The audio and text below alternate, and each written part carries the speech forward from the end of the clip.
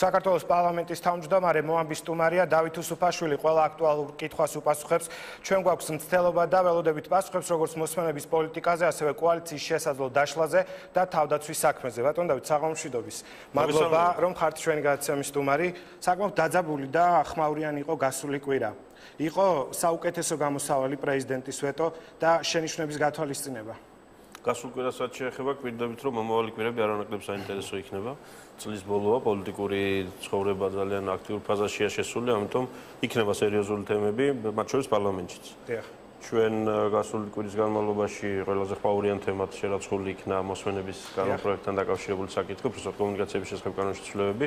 მე მგონია, რომ მოიძებნა სწორი გამოსავალი, როდესაც არ მოხდა ის, რომ 1 ნოემბრიდან სამართლებრივი პრობლემები შექმნა და სამართალდამცავ სისტემას, ისე როგორც ამას ჩვენ ზოგი გთხოვდა, რომ ასე გავიკეთებინა და დადგინდა ვადა. პარლამენტი თვლიდა, რომ თებერვლამდე გჭირდებოდა მუშაობის გაგრძელება, პრეზიდენტმა არ გაიზიარა ეს საკითხი და გვირჩია გაგვეზიარებინა მისი პოზიცია, რომ 1 დეკემბრამდე მოვასწროთ ძირითადი სამუშაოები და ჩვენ ამას მე მგონი გავუმკლავდებით. რაც შეეხება თავად პოზიციებს და სხვადასხვა მხრიდან გამოთქმულ მოსაზრებებს, მე პარლამენტის ტრიბუნიდანაც ყველას მოუწოდე, რომ საქმიანი ურთიერთობები არ გავაფუჭოთ ერთმანეთთან და ემოციური განცხადებებით არ გადავჭრათ გზები, რაც საჭიროა კონსენსუსისთვის, იმიტომ რომ პარლამენტში კანონებს იღებს არა ერთი კაცი და ორი კაცი და ეს არ არის საკმარისი, რას ფიქრობს დავით უსუფაშვილი ან ვინმე სხვა ერთი პარლამენტის წევრი, საჭიროა საკმარისი უმრავლესობის მოგროვება იმისთვის, რომ კანონი გავიდეს და ამას ჭირდება მრავალ პოლიტიკურ ძალას და უწყებას შორის ურთიერთობების კიდევ ერთხელ გაგრძელება. ის, რომ დღევანდელი მოდელი არ მოგწონს პარლამენტს, ანუ ის, რომ მხოლოდ შინაგან საქმეთა სამინისტროშია ეს ყველაფერი თავმოყრილი, ამაზე ყველაზე უკეთმეტყველებს ის, რომ ჩვენ არ მივიღეთ იმ ტიპის რეგულაციები, რომელიც ამას დააკანონებდა სამუდამოდ. ამიტომ ყველა ის ბრალდება, რომ თითქოს ჩვენ რაღაცა მთავრობის განზრახულობას ავტომატურად გავყევით სადმე არ არის სწორი. ამასობაში ის რეკომენდაციებიც, რაც უცხოელმა ექსპერტებმა მოგვაწოდეს, არის საყურადღებო, მაგრამ მასში არის ბევრი ინოვაცია, თავადაც ბრძანეს ორგასაღებიანი სისტემა პრაქტიკულად არ გვხვდება დღევანდელ ევროპაში, თუმცა საინტერესო მოდელია და შესაძლოა ჩვენ ვიყოთ პიონერები, რატომაც არა, მაგრამ მე მგონია, რომ ეს საკითხი უნდა მოგვარდეს ბევრი ფაქტორის გათვალისწინებით. მე პირადად ვხედავ გამოსავალის ვერსიას, ახლა ამ დეტალებში ვერ ჩავალ, მექნება საუბარი სათანადო პირებთან, რომ ყველა ის არგუმენტი, ყველა ის მოსაზრება, რაც დღემდე იქნა გახმოვანებული, შესაძლოა დაკმაყოფილდეს ძალიან კონკრეტული ნაბიჯით, რომელიც უზრუნველყოფს ადამიანის უფლებების დაცვას, რომელიც უზრუნველყოფს ეფექტური გამოძიების ჩატარებას და რომელიც უზრუნველყოფს იმას, რომ ამ სისტემით ვერავინ ვერ ისარგებლოს, ვისაც ამის კანონიერი საშუალება არ აქვს. როდესაც ეგრეთ წოდებულ ორ გასაღებებზე ვსაუბრობთ, იზიარებთ თუ არა მოსაზრებას, რომ ერთი გასაღები უნდა კონდეს სასამართლოს? მე დეტალებში არ ჩავალ ახლა. უბრალოდ მინდა განმარტო, რომ ისეთი შთაბეჭდილება გაჩნდა, თითქოს რაღაცა ჩვენ ეს თემა გვაქვს ისე მიტოვებული. სინამდვილეში პარლამენტმა საკანონმდებლო ცვლილებებით, რომელთა დიდი ნაწილი იყო ინიცირებული არასამთავრობო ორგანიზაციების მიერ, მეორე დიდი ნაწილი იყო მთავრობიდან, მესამე დიდი ნაწილი იყო პარლამენტის წევრებისგან, ამ მიმართულებით ძალიან მნიშვნელოვანი გარღვევა გავაკეთეთ. ის, რაც ამ ქვეყანაში არასდროს არ მომხდარა, დაკონკრეტდა, დაზუსტდა, იმ თანამდებობის პირთაწრევისაც შეუძლია ასეთი გადაწყვეტილების მიღება. ის, რომ სასამართლოს ნებართვის გარეშე დაუშვებელია მოსმენა, ეს იქნა ძალიან მკაფიოდ საკანონმდებლო დონეზე დაფიქსირებული. ამის შემდეგ უკვე ის საკითხი, რომ სასამართლოს მიერ გაცემული ნებართვის საფუძველზე ვინ უნდა იყოს ის კონკრეტული ადამიანი და სად უნდა იჯდეს ის კონკრეტული ადამიანი, რომელსაც რაღაც ღილაკს ხელი უნდა დააჭიროს, რომ ჩემი სატელეფონო საუბარი იქნეს მოსმენილი. ამაზეა საუბარი. ნაციონალურმა მოძრაობამ მემკვიდრეობით დაგვიტოვა სრულად მახინჯი სისტემა, როდესაც მთელი ეს ინფორმაცია უკონტროლოდ შედიოდა და ინახებოდა შინაგან საქმეთა სამინისტროში და იქ ნებისმიერ პირს შეეძლო მოესმინა რაც უნდოდა ყოველგვარი ნებართვის გარეშე.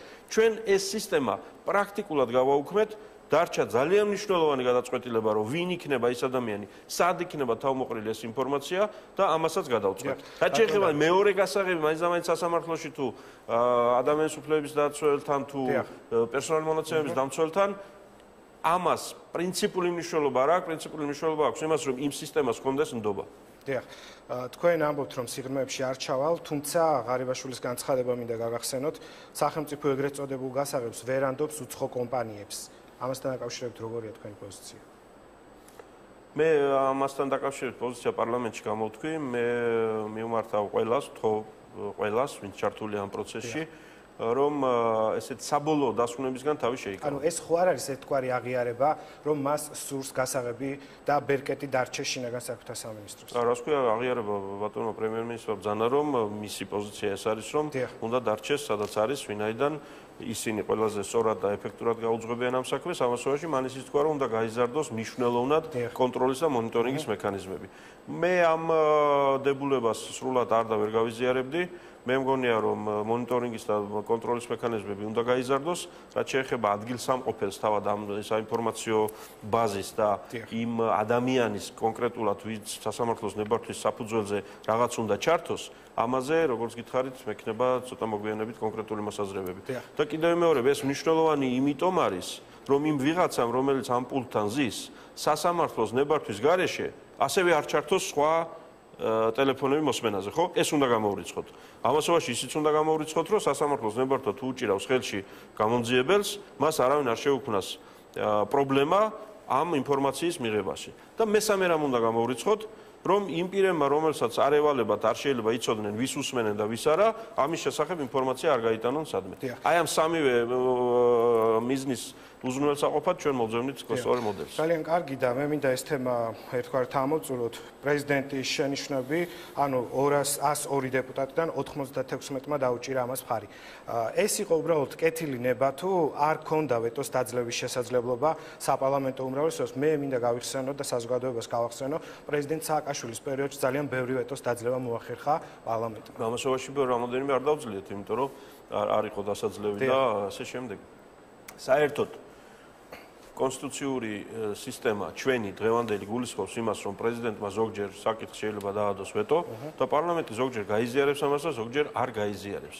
თითოეული ასეთი მოვლენა ჩვენ არ უნდა განვიხილოთ პოლიტიკური კრიზისის ფონზე, ან არ უნდა ვაქციოთ პოლიტიკურ კრიზისად. ეს არის ჩვეულებრივი მოვლენა. როგორც პარლამენტში შემოსული კანონპროექტი შეიძლება პარლამენტმა არ მიიღოს. ან პირველ მოსმენაზე მიიღოს, მეორე მოსმენაზე აღარ გაიზიაროს გარკვეული საკითხები. პრეზიდენტს აქვს ძალიან მნიშვნელოვანი ფუნქცია, ვეტოს ფუნქცია. ეს არის ძალიან ეფექტური მექანიზმი, ძალიან ხშირად ესეთი სწორი გამოსავლის მოსაძებნად. ამიტომ ამ კონკრეტულ შემთხვევაში ჩვენ ვეტოს დაძლევის მცდელობაში რომ დაგვეკარგა დრო, მაშინ 1 ნოემბერი, ანუ დღევანდელი დღე გათენდებოდა ისე, რომ ის სამართლებრივი ზიანი უკვე მიადგებოდა სისტემას. არადა ვეტოს დაძლევა სჭირდება ვეტოს დაძლევისთვის დადგენილი პროცედურების გავლა. მეორე მხრივ, ვეტოს დაძლევით ჩვენ გადავდიოდით ახალ კონფრონტაციულ გარემოში. ჩვენ ვეტოს გაზიარებით მოვახერხეთ ის, რომ კონფრონტაციული გარემო გადაიქცა სათანამშრომლო გარემოთ. მე მირჩევია პირადად, იმიტომ დაუჭირე პრეზიდენტის ვეტოს მხარი, რომ მე მირჩევია ეს ერთი თვე სათანამშრომლო გარემოში ვიყო არასამთავრობოებთანაც, კოლეგებთან პარლამენტში, მთავრობაში, პრეზიდენტთან, უცხოელებთან, ვიდრე თებერვლამდე გადაგვედო ეს საკითხი ვეტოს დაძლევით და ყოფილიყავით კონფრონტაციულ მდგომარეობაში არასამთავრობოებთანაც, პრეზიდენტთანაც და რა ვიცი ყველასთან ერთმანეთთან. ჩვენ შედეგი გვაინტერესებს. ეს საქმე 90% გაკეთებულია. 10%-ის გაკეთების შანსი არ უნდა მოვკლათ. არც ესეთი გაჯიუტებით, რაც არის ვეტოს მაინც და მაინც დაძლევა, არც იმ გაჯიუტებით, რომ თუ პარლამენტი ამას არ მიიღებს, მე მათ აღარ დაველაპარაკები, არც იმ ტონით, როცა არ ვიცი, ვისაც ეს ეკუთვნის თუ არ ეკუთვნის, ჭკუისწავლების ტონით მიმართავს ერთმანეთს, რომ თურმე მე ასე იგი ფუნდამენტურად ამერია ცხოვრებაში, ესე იგი ორიენტირები და რაღაცას ვეღარ ხვდები რა ხდება, მაგრამ ეს ყველაფერი უნდა მოხსნათ, იმისთვის რომ შედეგი მივიღოთ. ეს კონფრონტაციული ტონი მოხსნილია, დარწმუნებული ვარ, ეს თვე იქნება პროდუქტიული. მე შევდივარ თქვენს მდგომარეობაში მთელი კვირა ვეტოზე საუბრობ, თუმცა არა ბატონ როგორ გადავდოთ პარასკევს საღამოს ვისაუბრობთ ტერმინოლოგიით. იყო ამ თემაზე მთელი კვირა საუბარი. როგორ ფიქრობთ, პრეზიდენტის ეს ნაბიჯი, როგორ შეგვიძლია შევაფასოთ, იყო საჭიროებისავე გამოყენებული თუ იმ აპლოდისმენტების გამო, რომელზეც უმრავლესობის ერთ-ერთი წევრი საუბრობს? როგორ ფიქრობთ, რას გიპასუხებთ მე? მე თქვენი პასუხი მაინტერესებს. რატო კარგავთ ძვირფას დროს ეთერში ახლა რა კითხვა, მაგას როგორ გიპასუხებთ? რას ნიშნავს? პრეზიდენტი აპლოდისმენტებს, ჟურნალისტების საქმე აპლოდისმენტების მოწმეტა. პრეზიდენტი მუშაობს პრეზიდენტად. ავალია ძალიან მნიშვნელოვანი საქმე. თუ ის ისე გააკეთებს საქმეს, რომ ვიღაცა ტაშას დაუკრავს, ეს ძალიან კარგია. მაგრამ მე ვარ ძალიან შორს. არა, უმრავლესობის იმდენმა წევრმა რაღაც თქვა, უმცირესობამ რაღაც თქვა. თქვენ რაც გაინტერესებთ ის კითხეთ. იქ პარლამენტში მეყოფა ის ხალხი, მათ იქ პასუხს სცემ. ახალი კანონპროექტისთვის ერთი თვე იქნება საკმარისი. ამაზეც უკვე გიპასუხეთ. კი. ანუ ჩვენ ველოდებით კონკრეტულ პასუხს. და რაც შეეხება მომდევნო თემას, ეს არის თავდაცვის სამინისტროში განვითარებული მოვლენები. დღეს ირაკლი ალასანიამ გააკეთა განცხადება და ის ამბობს, რომ მისი თანაგუნდელები არიან უდანაშაულოები და შეეცდება მათი პოზიცია დაიცვას. ცოტა ხნის წინ ასევე თქვენ გააკეთეთ განცხადება და პოლიტიკურ პასუხისმგებლობაზე დასვით აქცენტი. შეგიძლიათ შეაფასოთ დღეს საკითხი. ცოტა ხნის წინ არა, ალბათ 3-4 დღის წინ რო თქვი იმაზე ვსაუბრობთ, იმიტომ დღეს მე კომენტარი არ გამიკეთებია პოლიცაბჭოდან ისე მომიწია გამოსვლა. ეს ფაქტი რაც მოხდა და მე შევაფასე ძალიან სერიოზულ ფაქტად, მე ამავე აზრზე ვრჩები, ეს არ არის მორიგი ჩვეულებრივი სისხლისამართლებლების საქმე, არა მხოლოდ იმიტომ, რომ დიდ თანხას ეხება საქმე, არამედ და პირველ რიგში იმიტომ, რომ ძალიან მნიშვნელოვან მიმართულებას ეხება. თავდაცვის სისტემის კავშირგაბმულობით უზრუნველყოფის საკითხი ეს არის ქვეყნის უსაფრთხოების თემა და სათანადო მოპყრობა ჭირდება მას ყველას მხრიდან და ამიტომ მე გამოვთქვი ის პოზიცია და მოსაზრება, რომ ეს საკითხი პირველ რიგში უნდა მივიდეს ლოგიკურ დასასრულამდე გამჭვირვალე, ღია, დამოუკიდებელი გამოძიების გზით და თუ დადასტურდა დანაშაული პირების, რომელთა უდანაშაულობის თაობაზე ჩემი კოლეგა, მეგობარი და თანამებრძოლი ირაკლი ალასანია ასე დარწმუნებულია და მე რა თქმა უნდა ჯერა რომ ასე ეს ჯერა და მას აქვს საფუძველი ეს ასე ჯეროდეს. ამასობაში პროკურატურა იმიტომ არსებობს ქვეყანაში, რომ მან თუ აქვს საფუძველი უნდა დასვას კითხვები. მე არ ვთვლი, რომ ყოველთვის მაინც საპატიმრო ზომაა გამოსაყენებელი ეჭვიტანილი პირების მიმართ, მაგრამ ესეც არ არის ჩემი საქმე, ეს პროკურორის და მოსამართლის გადასაწყვეტია. თავარია, რომ ამ პირთა უფლებები იყოს დაცული და სამართლიანი სასამართლო შედგეს და ამითი ავიცილოთ უფრო მეტი ზიანი ამ კონკრეტული საქმიდან. უფრო მეტი ზიანი იქნება ის თუ ეს რაიმე ფორმით პოლიტიკურ ელფერს შეიძენს და დავინახავთ იმას, ისი დანახვაც არ მინდა, რომ აქ ყველაფერი ისე არ არის, როგორც უნდა იყოს. დღეს ჩვენ გვქონდა კოალიციის პოლიტსაბჭოზე ამ საკითხებზე მსჯელობა, იქ ბევრი კითხვა დაისვა, კითხვები ქონდა არა მხოლოდ პრემიერ-მინისტრს, თავდაცვის-მინისტრთან, არამედ თავდაცვის-მინისტრს, პრემიერ-მინისტრთან, მე ორივესთან, კიდევ სხვას ყველასთან ჩვენთან ერთად და ჩვენ შევთანხმდით იმაზე, რომ პოლიტსაბჭო, კოალიცია, მთავრობა, თავდაცვის სამინისტრო, პრემიერ-მინისტრი, თავდაცვის-მინისტრი აგრძელებენ თავიანთი მოვალეობის შესრულებას და ეს მათი მოვალეობაა. ამასობაში მე არ გავუსწრე მოვლენებს წინ, მაგრამ ალბათ მეტი ინფორმაცია გახდება საჯარო, იმიტომ რომ არის აშკარად განწყობა, რომ საზოგადოებამ მეტი შეიტყოს ამის შესახებ და მე ვიმედოვნებ, რომ ეს საქმე იქნება სწორედ კონსტიტუციის და კანონის ფარგლებში ბოლომდე მიყვანილი ჩვენი თავდაცვისუნარიანობის, ჩვენი პოლიტიკური სისტემის და ჩვენი პოლიტიკური გუნდის დაუზიანებლად. დიახ, პარალელს არვლებენ ტრაქტორების თემასთან დაკავშირებით, ამ თემაზე ძალიან ბევრს საუბრობენ. თქვენ ასევე პოლიტიკურ პასუხისმგებლობაზე გააკეთეთ უკვე განცხადება. თუმცა უნდა გაგახსენოთ, რომ პროკურატურამ თავის დროზე, თავისივე შუამდგომლობის საფუძველზე საქმე, რომელზეც სასამართლო განხილვა არ იყო დასრულებული, უკან გამოიწვია და არც ერთი ბრალდებული დღეს არ არსებობს. ამ შემთხვევაში ვისი პასუხისმგებლობის საკითხი უნდა დადგეს, თუ იგივე სცენარი იქნა თავდაცვის სამინისტროსთან მიმართებაში. ჩვენ პროკურორს ვერ მოვთხოვთ იმას, რომ 10-დან 10-ვე შემთხვევაში ყოველთვის იყოს მართალი. ამიტომ არის სასამართლო, შეიძლება ვინმე გაამართლოს და ამიტომ არის ასევე ზემდგომი პროკურორი, რომელმაც შესაძლოა რაღაც ეტაპზე საქმე შეწყვიტოს. თუმცა, ყველა ის პროკურორი, რომელიც ამ ტიპის საქმეს ხელს მოკიდებს და საჯაროდ მას გამოიტანს, რა თქმა უნდა, არის სერიოზული პასუხისმგებლობის ქვეშ, იმიტომ რომ ასეთი თემები, რომელიც ძალიან გრძნობიარე საკითხებს უკავშირდება, ბუნებრივია ხდება განსჯის საგანი, მათ შორის პოლიტიკური განსჯის საგანი. ამასთანავე, ქვეყანაში კორუფციას უნდა ვებრძოლოთ და შეგახსენებთ, რომ კორუფცია ესეთი დანაშაულია, რომელსაც მოქმედი თანამდებობის პირები ჩადიან. უმუშევარი ადამიანი კორუფციულ გარიგებაში ვერ შევა ვერავისთან და ფულს ვერ გამოძალავს ვერავის. ესე იგი რა, თუ ზოგადად საჯარო სისტემაში, სახელმწიფო სისტემაში სადმე რამე დანაშაულის ნიშნები შევიტყვეთ, ამაზე პროკურორს შიში კონდეს, რომ ხელი არ გაანძრიოს და ვაიმე ამას სხვა ვინ რაღაცნაირად არ ჩამითვალოს, ან მე იქნებდა მართალი აღმოჩნდეს ის ადამიანი, მაშინ უნდა დავითხოვოთ ეს ხალხი სამსახურიდან, აღარ გვჭირდება არც პროკურორი, არც პოლიციელი და არც სხვა ვინმე. ამასობაში მე ველი, რა თქმა უნდა, ჩვენი პროკურორებისგან, ჩვენი სამართალდამცავი სისტემისგან მეტ პასუხისმგებლობას. მაგალითად, იმ ვითარებაში, როდესაც დილას აფრინდა თავდაცვის მინისტრის თვითმფრინავი და იგი შეხვედრაზეა ძალიან მნიშვნელოვან საკითხებზე ევროპელ კოლეგებთან საფრანგეთში, გერმანიაში, ნატო საკითხებზე ამსჯელობა, ну მაინც და მაინც პირველი ნიუსი, რასაც ეს მინისტრი იქ შეიტყობს ბერლინში თუ პარიზში, რომ აი ეს საკითხი ასეა და დაკავებული არიან მისი თანამშრომლები, არ არის ეს თლად სწორი საქციელი ჩემი აზრით. მე ამას არავითარ შემთხვევაში არ გულისხმობ იმას, რომ ვინმე უნდა უკარნახოს პროკურორს, როდის რა უნდა ქნას, მაგრამ პროკურორი, რომელიც ებრძვის კორუფციას, მან უნდა იცოდეს, რომ კორუფციასთან ბრძოლის პროცესში მან რამე სხვა მნიშვნელოვანი არ უნდა დააზარალოს და არ უნდა დააზიანოს. ასევე ეს არის ძალიან ჩვეულებრივი ამბავი.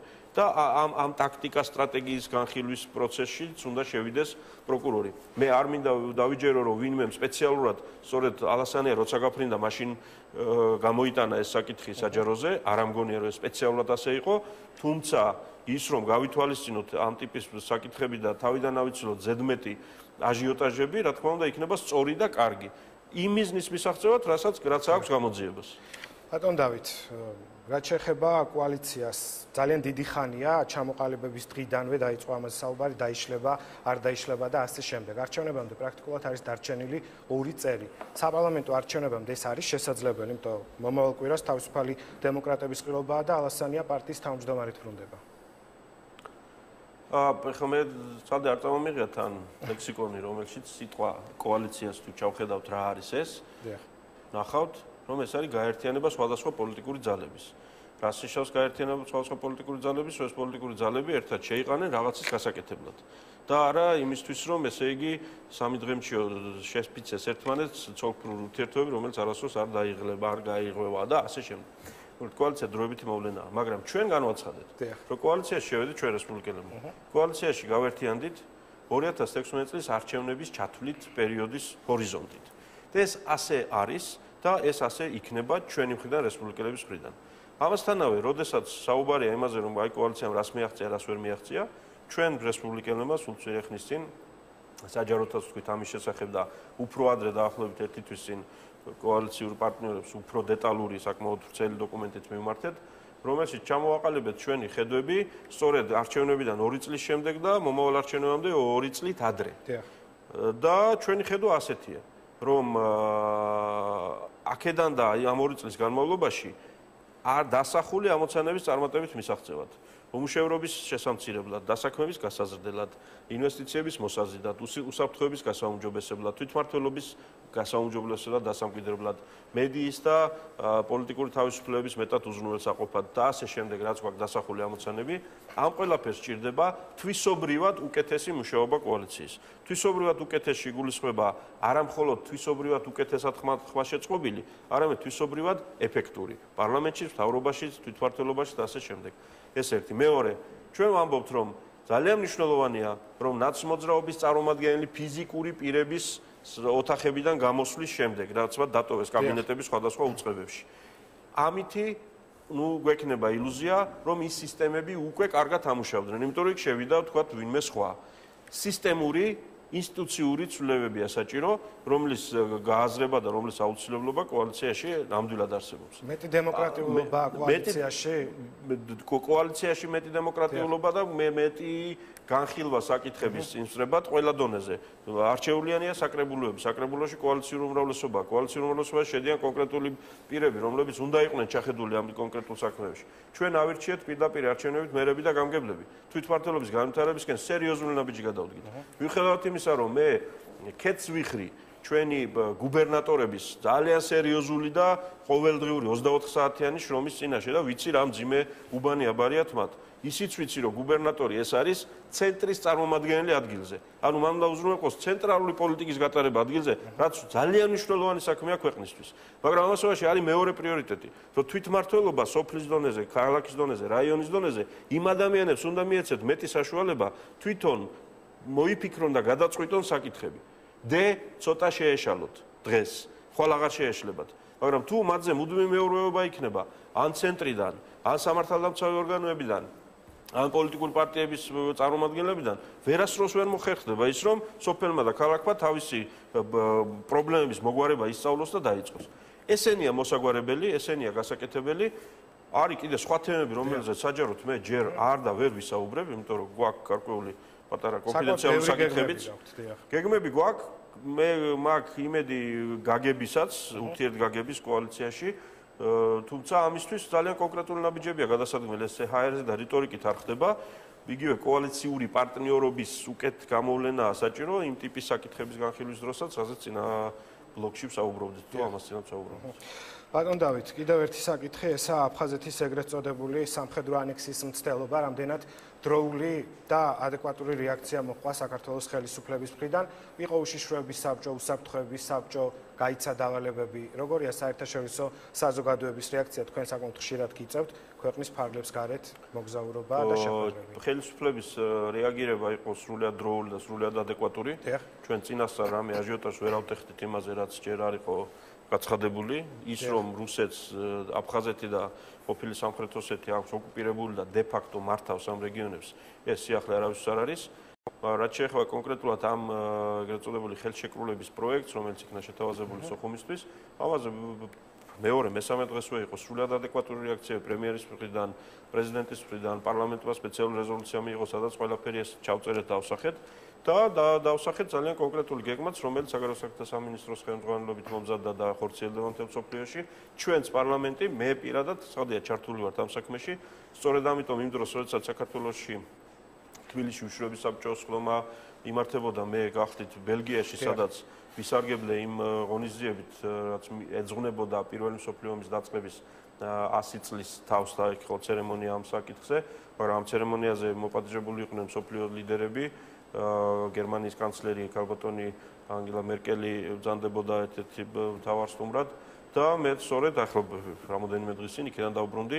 ყველა ასეთ ფორუმს ცხადია ჩვენ ვიყენებთ იმისთვის, რომ ამ კონკრეტული პრობლემის თაობაზე სწორი ინფორმაცია მივაწოდოთ ჩვენს პარტნიორებს. ეხლა ჩემი იქ ჩასვლაზე არ არის ლაპარაკი, იმიტომ რომ ყველა ელჩი, ყველა ქვეყანაში, საგარეო საქმეთა მინისტრი, პრეზიდენტი ესაუბრება თავის კოლეგებს სხვადასხვა ქვეყანაში, მე ვესაუბრები ჩემს კოლეგებს, სპიკერებს სხვადასხვა ქვეყანაში, პრემიერი ესაუბრება თავის კოლეგებს. ეს არის მნიშვნელოვანი იმისთვის, ამ პროცესის შესაჩერებლად თუ სხვა გეგმებიც არსებობს კიდევ. მთავარი მექანიზმი ამ ტიპის პრობლემების შესაჩერებლად ეს არის საერთაშორისო მექანიზმი.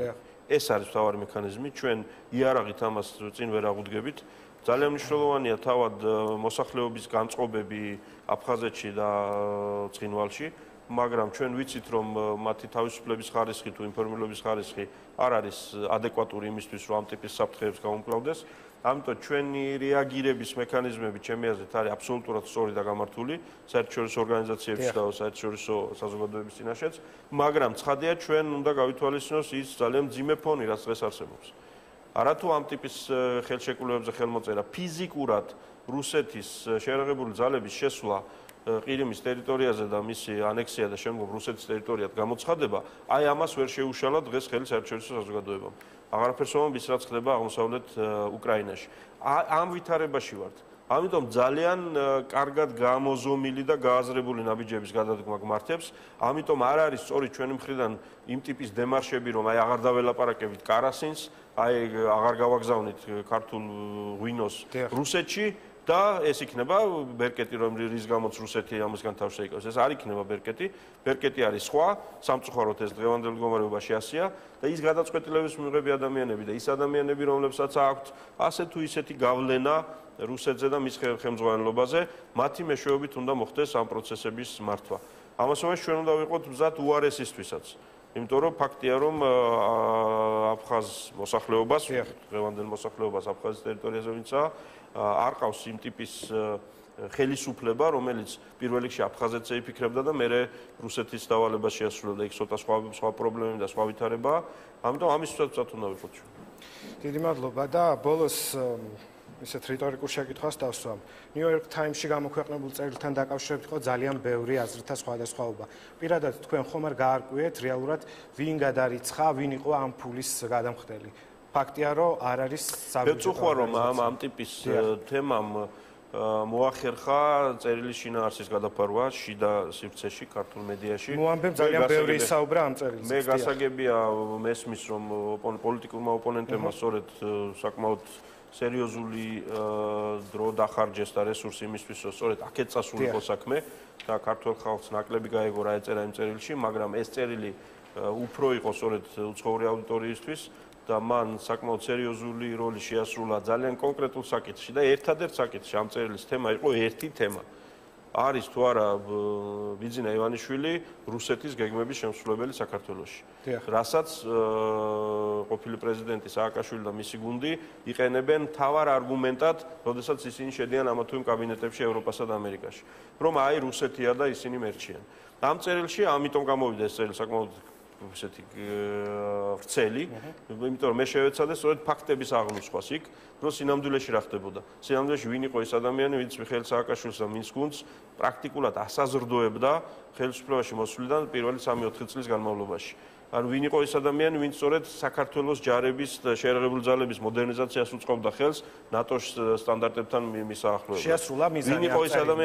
ვინ იყო ეს ადამიანი, ვინც ხელფასებს უხდიდა სააკაშვილის მთავრობას 2-3 წლის განმავლობაში, რომ მათ კორუფციული აზრები არ გაჩვენოდათ თავში.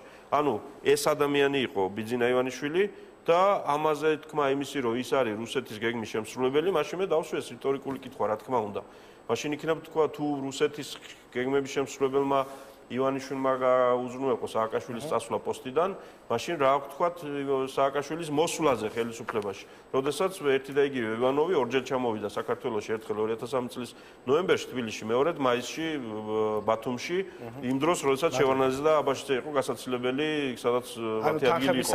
ამიტომ ეს საკითხი ამან გადაფარა სამწუხაროდ. მე ვწუხარ რომ იმ ადამიანებმა, რომელსაც ეს საქმე უნდა მოეგვარებინა, დღემდე ამ თემაზე ვერც მემითხეს კონკრეტული პასუხი და ვერც სხვას, ეს არ არის სწორი და კარგი ამბავი და მე ვწუხარ ამისთვის, რომ ეს ასე მოხდა. მაგრამ მე პირადად ეს წერილი დავწერე საგარეო აუდიტორიისთვის და მე გადავეცი იმ ორგანიზაციას, რომელზეც იყო საუბარი და შემდგომ ქართული გამოვაქვეყნე აქ ადგილზე. მაგრამ კიდევ ვიმეორებ, ამ ტიპის ასე ვთქვათ, ოპერაციაში როგორც არის სახელმწიფოს ფული რომ არ დახარჯულ, ამაზე პასუხს ვაგებ, დანარჩენი იქით როგორ წავიდა საქმე, ამაზე ჯერ კიდევ არ მაქვს როლი პასუხი. დიდი მადლობა გისურვებთ წარმატებებს. მადლობა რომ იყავით ჩვენი გადაცემის სტუმარი დავით უსუფაშვილი, საქართველოს პარლამენტის თავმჯდომარემ შეაფასა მიმდინარე კვირის და თვის ყველაზე მნიშვნელოვანი თემები.